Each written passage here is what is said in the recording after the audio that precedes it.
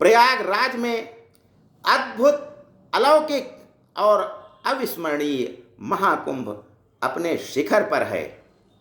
महापंडित गोस्वामी तुलसीदास जी ने रामचरितमानस में लिखा है, माघ मकर गत रवि जब होई, तीरथ पति आव सब कोई, देव तनुज किन्नर नर श्रेणी, सादर मज्जहि सकल त्रिवेणी।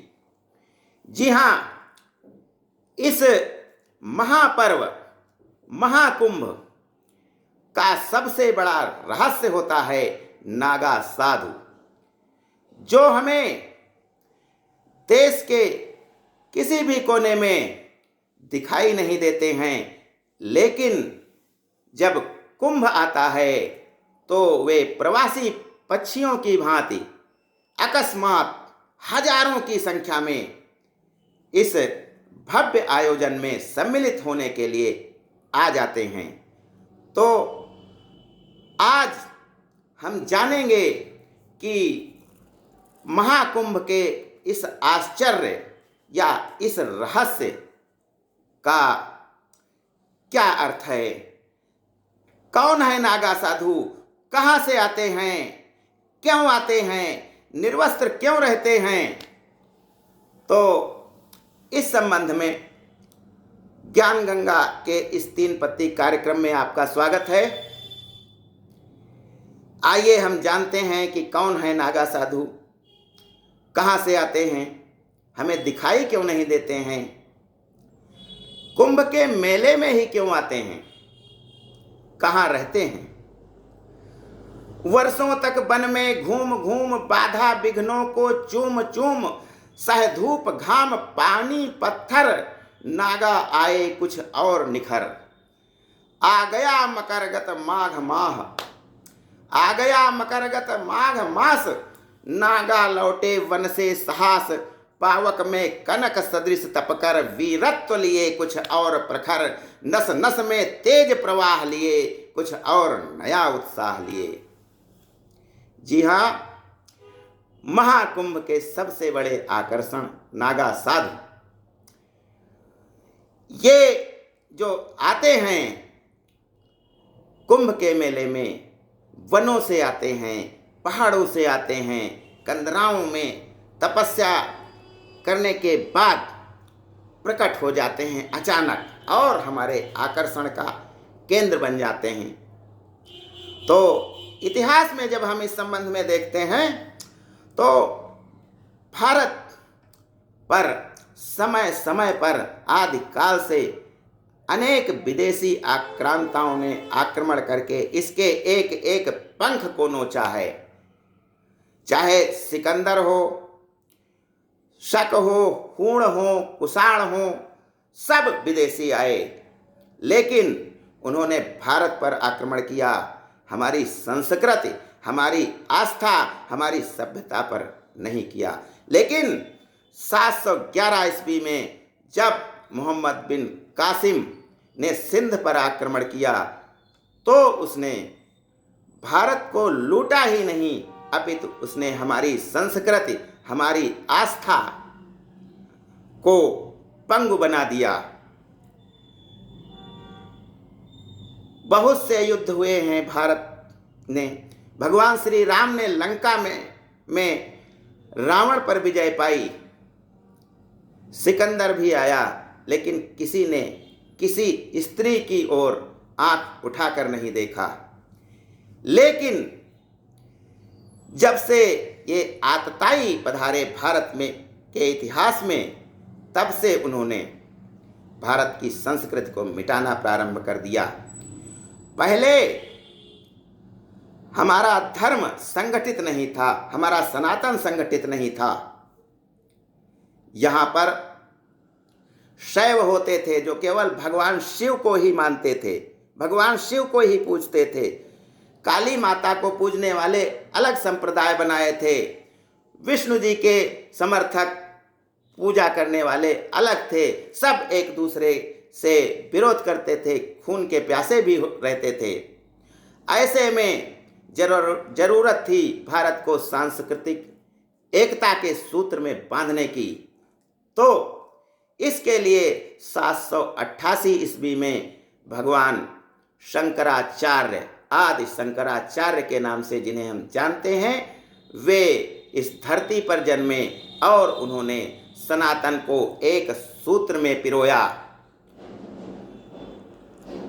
अनेकों उन्होंने शास्त्रार्थ किए, सबको पराजित किया और अंत में सिद्ध कर दिया अद्वैत का जय घोष।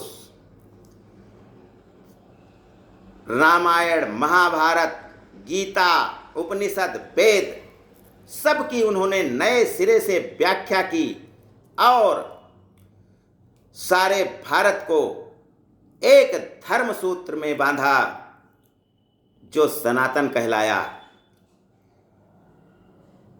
हिमालय में रहने वाले भी भारतवासी हैं और केरल में रहने वाले भी भारतवासी हैं।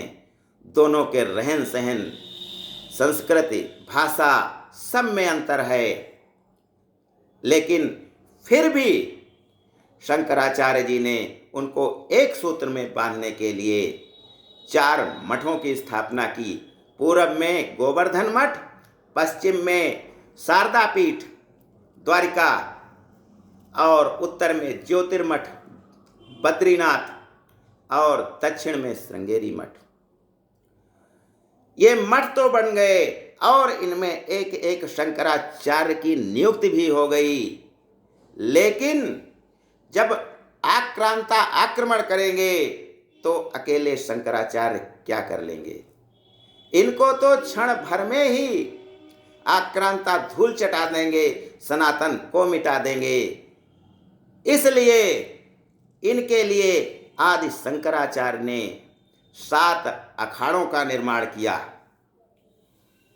जिनमें नागा साधुओं को रखा गया। तो ये नागा साधु जो होते हैं, ये नग्न क्यों रहते हैं? नग्न रहने के कारण ही तो इन्हें नागा साधु कहते हैं। इनके बारे में जब हम जानते हैं तो नग्न इसलिए रहते हैं क्योंकि ये संसार में जीवित हैं ही नहीं। इन्होंने तो अपना पिंडदान पहले ही कर दिया है, मरे तो पहले से ही हैं। अपने परिवार का भी पिंडदान पहले ही कर दिया है।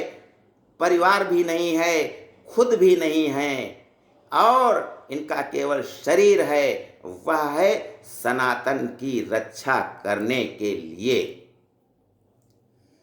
सारा इसके अलावा कुछ भी इनका ध्येय नहीं है।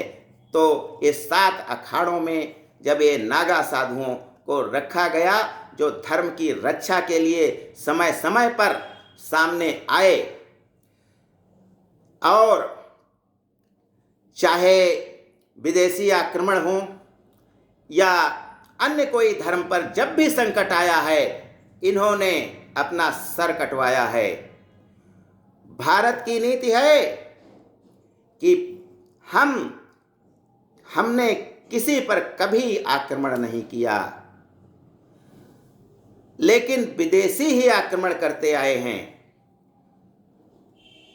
और इनको नागा साधुओं ने समय समय पर जम करके मजे चखाए हैं। जब तैमूर ने मथुरा में आक्रमण किया तो 5000 नागा साधु अपना चिमटा और भाला लेकर तैमूर की हजारों की सेना से भिड़ गए और 30,000 सैनिकों का जो आतताई थे उनका वध कर दिया। और जब तक एक एक नागा साधु जीवित रहा, तब तक आगे नहीं बढ़ने दिया। औरंगजेब ने जब काशी के विश्वनाथ मंदिर पर आक्रमण किया, 7,000 नागा साधु दीवार बनकर सामने खड़े हो गए। लाखों की संख्या में सेना थी, लेकिन हजारों को मार करके, दसियों हजार को मार करके, जब तक एक एक नागा साधु मर नहीं गया, मंदिर तो दूर, उसके द्वार तक भी सेना नहीं आ पाई। मथुरा हो, काशी हो, अयोध्या हो, सब जगह इन्होंने अपनी वीरता दिखाई है, क्योंकि ये केवल सनातन की रक्षा के लिए ही पैदा हुए हैं। गुण एक से बढ़कर एक प्रखर हैं छिपे नागों के अंदर, मेहंदी में जैसे लाली हो, वर्तिका बीच उजियाली हो, बत्ती जो नहीं जलाता है रोशनी नहीं वह पाता है। जब हम इनके बारे में जानते ही नहीं हैं, तो हमारी दृष्टि में तो वो नंगे घूम रहे हैं। लेकिन वसुधा का नेता कौन हुआ, भूखंड विजेता कौन हुआ, अतुलित यश क्रेता कौन हुआ, नवधर्म प्रणेता कौन हुआ, जिसने न कभी आराम किया, बाधा विघ्नों में नाम किया। ये वे नागा साधु हैं जो सनातन की रक्षा के लिए समय समय पर कटते आए हैं। अब प्रश्न है कि ये दिखाई क्यों नहीं देते हैं कुंभ के बाद? तो ये दो जगह चले जाते हैं। हिमालय की कंदराओं में, भगवान केदारनाथ के श्री चरणों के आसपास, पहाड़ों की गुफाओं में, कंदराओं में तप करते हैं। और दक्षिण में नर्मदा नदी के आसपास के क्षेत्रों में ये एकांत में साधना किया करते हैं। आजादी के बाद इन्होंने शस्त्र त्याग दिए हैं, लेकिन ये शस्त्र चलाना नहीं भूले हैं। जब भी हमारे सनातन पर आक्रमण होगा, तब ये आकर के स्वयं ही प्रकट हो जाएंगे और सनातन की रक्षा करेंगे। तब भी प्रश्न था कि हम एक रहेंगे तभी बचेंगे। और एकता में बहुत गुण होते हैं। एकता, जब तमाम लाठियां एक जगह इकट्ठा हो जाती हैं तो बोझ बन जाती हैं, लेकिन जब एक एक होती है तो वह हमारे किसी अच्छाई के लिए काम आते हैं। धन्यवाद। जय हिंद, जय भारत।